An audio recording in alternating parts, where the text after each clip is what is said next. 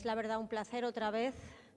Yo llevo viniendo ya, muchos de vosotros me conocéis, porque desde Madrid, Burgos, en fin, y ahora Valencia, pues nos llevamos viendo durante muchos años y la verdad es que siempre es un placer, bueno, es un honor estar aquí, la verdad, presentando un poquito, pues, lo que vamos aprendiendo, porque realmente vamos aprendiendo con vosotros muchas cosas. Y yo justamente hoy voy a comentar pues de errores diagnósticos, y voy a comentar casos que desde mi punto de vista alguno no lo tengo incluso aún claro y a lo mejor expertos que han venido de fuera pues pueden ayudarme y otros sí que los tengo ya claros después de análisis que hemos hecho. Entonces, me gusta empezar por esto porque es para que comprendan dónde está luego el error diagnóstico, ¿no? Nosotros, pues cuando ingerimos el cobre, que está pues, por todas partes en múltiples alimentos, el cobre va unido con, no puede ir solo por ahí por la sangre, entonces la albúmina, que es una proteína, la lleva, digamos, al hígado. Y en el hígado, la enzima ATP7B es la que va a hacer que ese cobre se elimine otra vez al intestino, todo el cobre que no necesitamos, porque el cuerpo humano es muy inteligente y sabe decir, bueno, me quedo con lo que necesito y elimino lo que no necesito. Entonces, elimina el cobre que no necesita otra vez al intestino y lo que necesita lo une a una especie de taxi que lo lleva por la circulación, por la sangre otra vez y lo va a llevar al cerebro, a los riñones, a todas partes donde lo necesitemos. Muy importante para la función cerebral. Entonces, en los pacientes con enfermedad de Wilson, lo que sucede es que esta enzima no funciona y entonces, por un lado, no lo conseguimos eliminar a la vía biliar y al intestino y tampoco lo conseguimos unir ese cobre al taxi, a la ceruloplasmina, de tal forma que al final se va acumulando en el hígado mucho cobre y llega un momento que hay muchísimo cobre en el hígado y un poquito pues va saliendo ese cobre libre a la sangre, que es el que va a ser luego tóxico. Es un poco sencillo la explicación, pero yo creo que esto nos permite a todos comprender un poquito lo que son las técnicas que vemos luego para el diagnóstico y por qué tenemos errores diagnósticos. En la sangre lo que nos vamos a encontrar es que esta ceruloplasmina está bajita, no se ha podido crear, por lo tanto vamos a tener cifras de ceruloplasmina bajas en sangre. Por otra parte, el cobre libre, que teóricamente no tiene que estar porque va siempre unido a ese taxi, de repente nos encontramos que ese cobre libre está aumentado, pero desafortunadamente no tenemos técnicas hoy en día que se utilicen en todos los hospitales que midan ese cobre libre. Luego, este cobre que va por ahí libre, pues se va a eliminar por los riñones, que es un poco por donde eliminamos normalmente las cosas. El ser humano elimina todo por los riñones o por el hígado, por las heces, básicamente. Entonces vamos a tener el cobre, perdón, un momentito, que vuelva. El cobre en orina muy elevado y normalmente no tiene que haber esa cantidad de cobre en orina. Y finalmente, el cobre total, y esto es donde mucha gente, yo esto lo he explicado todos los años y esta diapositiva siempre la pongo como la primera, porque de verdad que yo creo que yo misma a los pacientes se la pongo al personal de enfermería que viene a aprender. El cobre total, en realidad, va a ser el cobre que está unido a este taxi, más el cobre que estaba unido a esta albúmina que venía, más todo el cobre que hay por el cuerpo, pero la mayor parte del cobre que hay total, que es el que mide nuestro laboratorio, es ese cobre que está unido a la ceruloplasmina. Y como hay poca ceruloplasmina, el cobre total que mide nuestra maquinita también está baja, pese a haber cobre libre elevado. ¿De acuerdo? Entonces, espera, que esto va al revés, no os penséis que esto es difícil, ¿eh? No, es que va al revés, cuando es para pasar va hacia abajo y para eso entonces te lías un poco. Y luego el cobre en el hígado, si hacemos una biopsia, pero que es una técnica invasiva, pues en teoría tiene que estar muy alto porque es ahí donde se va acumulando inicialmente el cobre, hasta que llega a haber tanto cobre que pasa directamente a la sangre. Entonces, tenemos realmente toda una serie de pruebas. Y la verdad es que dices, jo, con tantas pruebas sería fácil, ¿no? Yo me imagino que ante un paciente con una ceruloplasmina que tiene una clínica compatible, aunque la gente que tiene enfermedades del hígado solo, no hay clínica, es alteración de las transaminasas, pero no sienten nada, con lo cual clínica mucha no hay. Pero teóricamente uno se dice, bueno, tiene ceruloplasmina baja, tiene cobre alto, pues más o menos con la clínica ya compatible, pues tienes el diagnóstico. Si encima le haces una biopsia y te encuentras que tiene más de 250, esta cifra que es un poco la que nos lo hace diagnóstico, pues parece que el diagnóstico es muy sencillo. Y si encima en el ojo tenemos cobre que se ha depositado y que es bastante sencillo de ver, por el oftalmólogo, bueno, bastante sencillo tampoco, porque también hay errores diagnósticos. Pero en cualquier lado dices, pues bueno, yo tengo un diagnóstico que debería ser bastante sencillo en el día a día en nuestras consultas. Y luego les hablaré del tema genético. ¿Y por qué no es así? ¿Por qué tenemos y aún tenemos errores diagnósticos? Porque en medicina nada es negro y nada es blanco y hay mucho gris, desafortunadamente, en muchísimos aspectos de la medicina. Y entonces aquí nos encontramos que la ceruloplasmina menor de 20, pues sí, pero puede ser normal en las formas hepáticas, sobre todo en esas formas iniciales. Y nos encontramos que a veces pues tienes cifras normales. También aumenta en el embarazo, si tiene tratamiento con estrógenos, y entonces esto te puede dar falsos negativos, o sea, que esté normal, pero porque el paciente sea una mujer que esté embarazada, por ejemplo. Y puede estar baja en algunas enfermedades que hace que realmente tengamos mala absorción, por ejemplo, con celiaquías, insuficiencias hepáticas, etcétera. Pero sobre todo puede también ser baja en la gente que es heterocigoto, es decir, que tiene un gen malo, digamos, uno de los dos palitos lo tiene patológico, pero el otro no, y esos pacientes en general no van a desarrollar enfermedad, pero pueden tener un poquito la ceruloplasmina baja.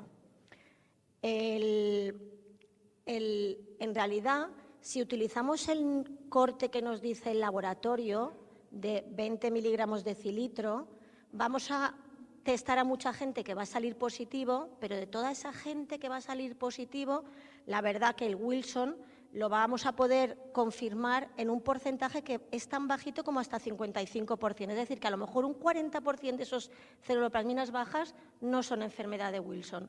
Sin embargo, si bajamos el nivel umbral a 10 miligramos de cilitro en sangre, que eso ya es tener muy poca ceruloplasmina. Esto nos da más fiabilidad de que ese sí que se corresponde con una enfermedad de Wilson. En la orina pues pasa un poquito lo mismo. Normalmente el paciente con enfermedad de Wilson tiene mucho cobre que elimina en la orina porque no lo está eliminando por las heces, entonces tiene tanto cobre que lo elimina por la orina. Pero también hay falsos positivos y hay falsos negativos. Y vuelve a pasar un poquito lo mismo. Los niveles de corte pueden ser de 40 picogramos en 24 horas, pueden ser, y ahí vamos a tener a bastante gente que saldrá relativamente positiva, pero la especificidad, es decir, que esa paciente tenga realmente un Wilson, pues es de un 87%. Si subimos el nivel de corte a 100, pues vamos a encontrarnos que si lo encontramos, tiene muchas más probabilidades de que ese paciente realmente sea un paciente que tiene una enfermedad de Wilson. Y una cosa que a mí siempre me lo habían dicho en el cole y en la universidad y mis profesores, el cobre en el hígado era como el gol estándar, era como la prueba de oro. Si tú tenías más de 250 picogramos por gramo de tejido hígado en una biopsia, eso era una enfermedad de Wilson. Y ahora veréis casos que realmente pues no siempre, y las causas pues podemos discutirlas después. Pero lo cierto es que un aspecto que sí que es importante es que el cobre se distribuye por el hígado de forma parcheada. Y cuando hay mucha cicatriz también podemos tener falsos negativos, porque hay mucha cicatriz y ahí no hay mucho cobre. Entonces nos podemos encontrar pacientes que tienen cifras más bajitas, entre 50 y 250, y sin embargo sí que tener una enfermedad de Wilson. Y luego hablaremos del estudio genético, porque el estudio genético, pues depende de dónde esté uno, se lo pueden hacer de forma maravillosa, como me lo hace a mí Carmen, que me hace todo el estudio y va, y va, y va, y va, y sigue haciendo, y entonces realmente puedes tener una fiabilidad del 99%, pero no está así en todas partes, con lo cual la fiabilidad de los test genéticos pues puede ser también más baja. Entonces, pues bueno, como en todas las cosas de medicina donde no tenemos un test súper específico, perfecto, que sea 100% fiable, nuestro diagnóstico se basa pues como en una suma de todas estas cosas que les acabo de decir, pues síntomas neurológicos, el anillo, la ceruloplasmina, el cobre hepático, el cobre en orina y finalmente el que lo tiene, hacer los test genéticos. Y con eso pues tienes un poco más de, digamos que esto, unos expertos se juntaron y decidieron que con este Leipzig, que era más, si es de 4 o más, era un diagnóstico de enfermedad de Wilson. Vamos a discutir 2 cosas novedosas, que son las que me hayan ayudado en los casos que les voy a contar, porque yo voy a contarles básicamente casos. Y uno es el cobre intercambiable. Como les he contado antes, en la sangre vamos a tener casi todo el cobre unido al taxi que les he contado, que es la ceruloplasmina, y muy poquito que está libre, unido a otras proteínas, y eso es muy poquita cantidad. En el paciente con enfermedad de Wilson lo que sucede es que hay muy poquita ceruloplasmina, por lo tanto, este cobre ceruloplasmina va a estar muy bajito y lo que vamos a tener es mucho cobre libre. Entonces, si dividimos esta parte por el total, en la enfermedad de Wilson va a estar con mucha cantidad de cobre libre. Y se ha visto que en los pacientes que tienen ese ratio mayor de 14-18%, es decir, mucho libre frente al total, el diagnóstico es prácticamente 100% fiable de enfermedad de Wilson. Y esto es ahora unos estudios que han salido, incluso tenemos un estudio del laboratorio de la doctora Zoe Mariño, donde han hecho un estudio que también han revisado sus casos y parece que también pues, se comprueba esta relación donde todos los pacientes con enfermedad de Wilson están por encima de 18, los heterocigotos están por debajo, los controles están por debajo y, por tanto, parece una prueba muy fiable. Y además parece que se puede asociar la cantidad de este cobre libre, se puede asociar con la gravedad de la enfermedad extrahepática, pero de esto no voy a hablarles yo. Incluso en Francia hoy en día es el test diagnóstico que se utiliza y en sus guías clínicas ya sale que este es el test diagnóstico que se debe realizar para hacer el diagnóstico de la enfermedad de Wilson. Y luego tenemos las pruebas genéticas. Y las pruebas genéticas, la verdad es que a mí, como verán, han sido de mucha ayuda, pero lo cierto es que se trata de un gen que es grande y que no es fácil de analizar y que además tiene muchos exones, muchos intrones, tiene mucha variabilidad y entonces realmente hay muchísimas mutaciones descritas en la literatura, más de 900.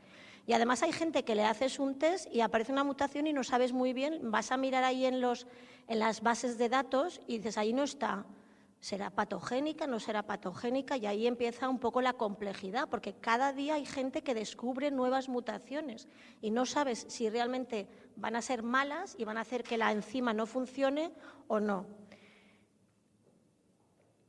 Y finalmente, pues vean aquí que nosotros, este es el estudio de la doctora Espinós y como ven, aquí teníamos que hicimos el estudio en un grupito de pacientes y nos encontramos con 33 mutaciones diferentes y además 4 mutaciones Nobel.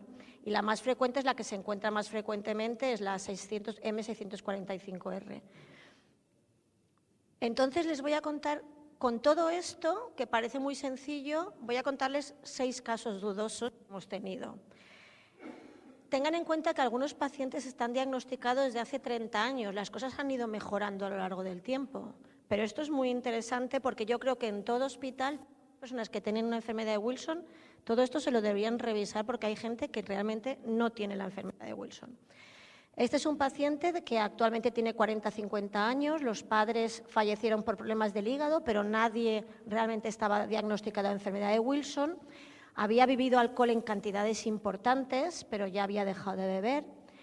Tenía una presentación neuropsiquiátrica, más bien psiquiátrica que neurológico, con cierto parkinsonismo y muchas comorbilidades, muy polimedicado, con dislipemia, coinfectado por virus.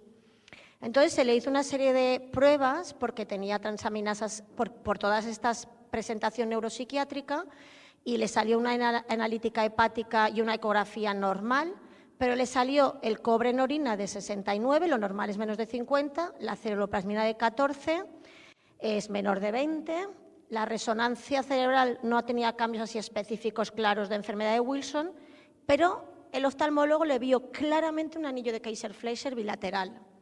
Entonces, en ese momento, antes de tener los estudios genéticos, pues el paciente realmente tenía prácticamente más de 4 puntos, pero además, en ese momento, el paciente ya dices, bueno, tiene más de 4 puntos, este paciente encima con el anillo de Kaiser-Fleischer, pues es una enfermedad de Wilson y empiezas un tratamiento.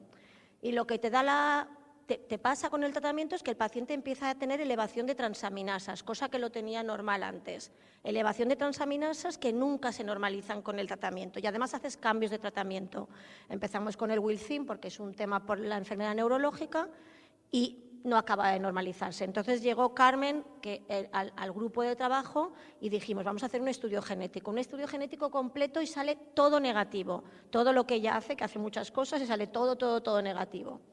Entonces digo, bueno, pues voy a biopsiarlo porque no lo tengo claro. Una biopsia y realmente me encuentro una concentración intrahepática de cobre que está intermedia. No es de las bajitas, es de esas intermedias.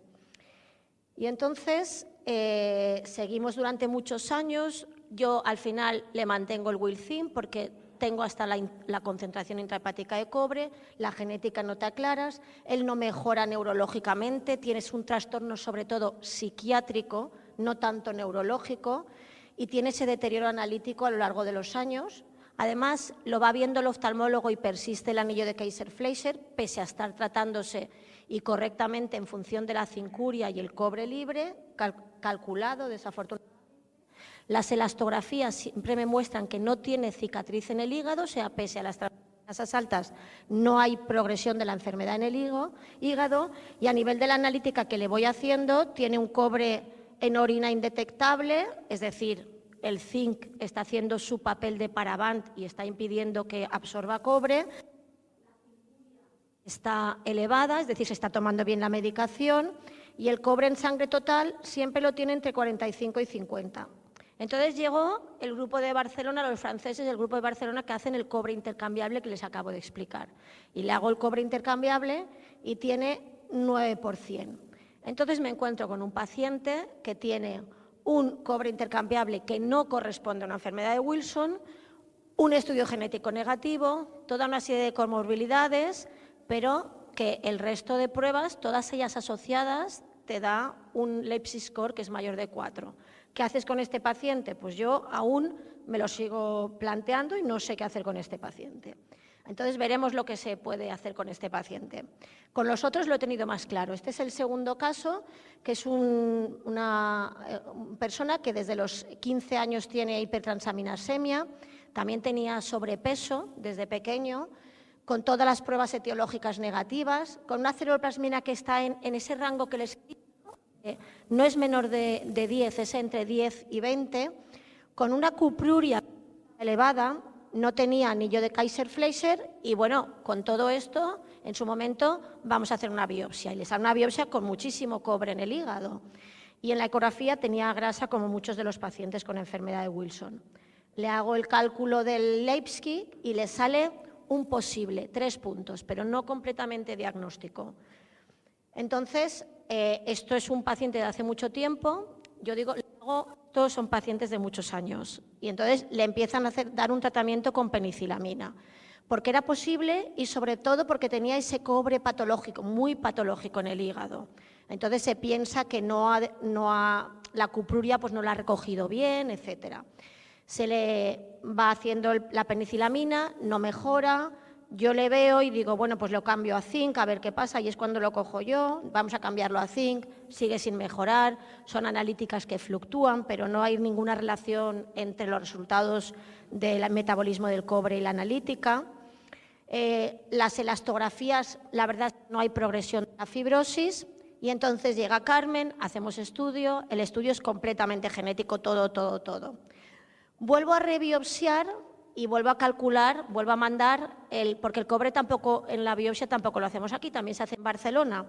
Y en esta rebiopsia me sale que tiene muy poquito cobre en el hígado.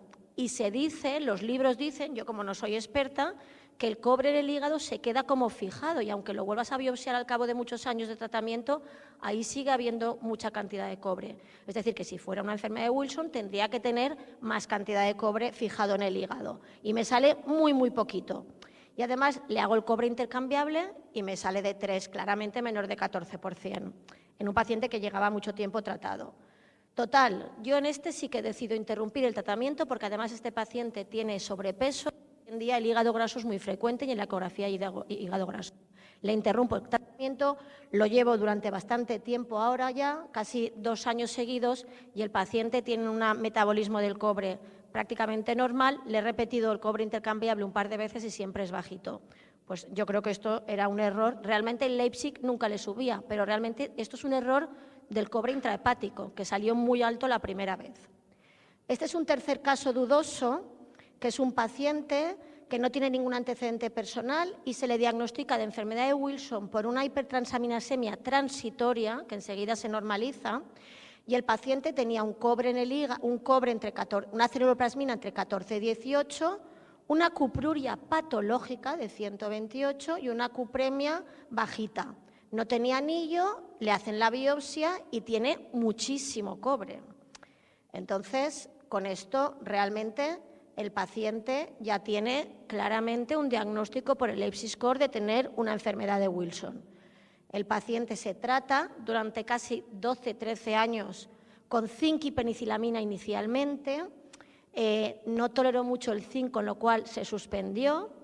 El paciente se va a trabajar al extranjero y en el extranjero 5 años deja la medicación porque allí no tenía acceso a la medicación. Y yo lo conozco cuando vuelve del extranjero y me encuentro a un paciente que tiene una ecografía rigurosamente normal, una elastografía normal, que tiene la analítica absolutamente normal, salvo la hipertrigliceridemia, y digo, ¿esto era un Wilson que se ha dejado la medicación?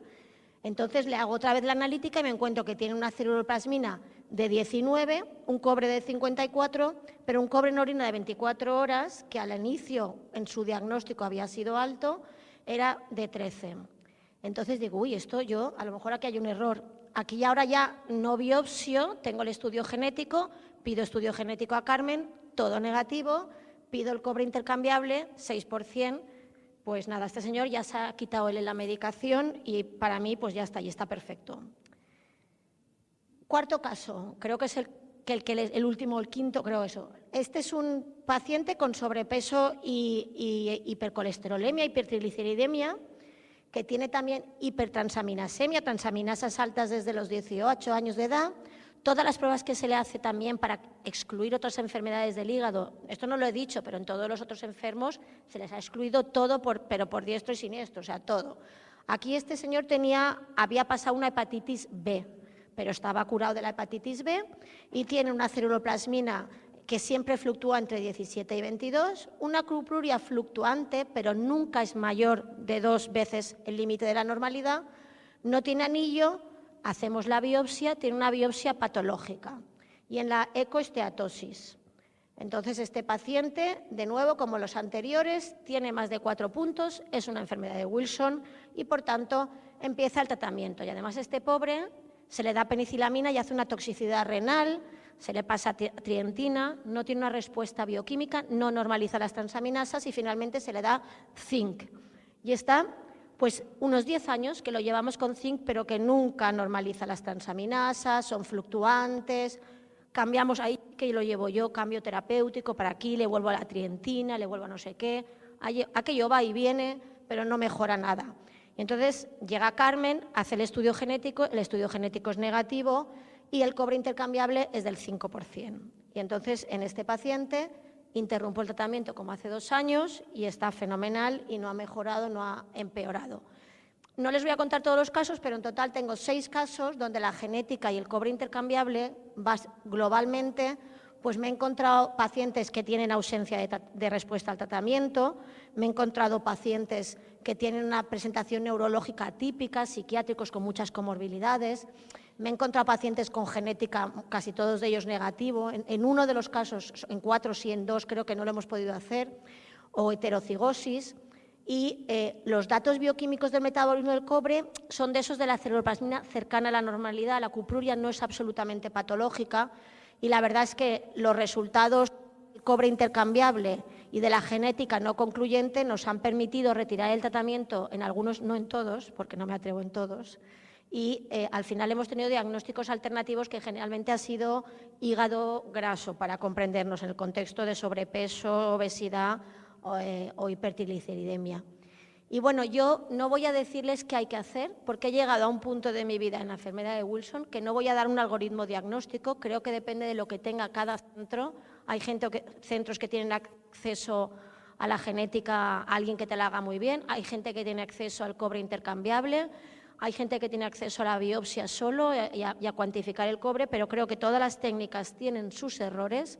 Aquí hemos visto errores de muchas de las técnicas que hemos hecho y que, bueno, que si tenemos muy claros, de esos que están clarísimos, la verdad, no te sueles equivocar, pero lo cierto es que tener este cobre intercambiable y la confirmación con la genética te da mucha tranquilidad que estás ante un paciente con enfermedad de Wilson de verdad diagnosticada.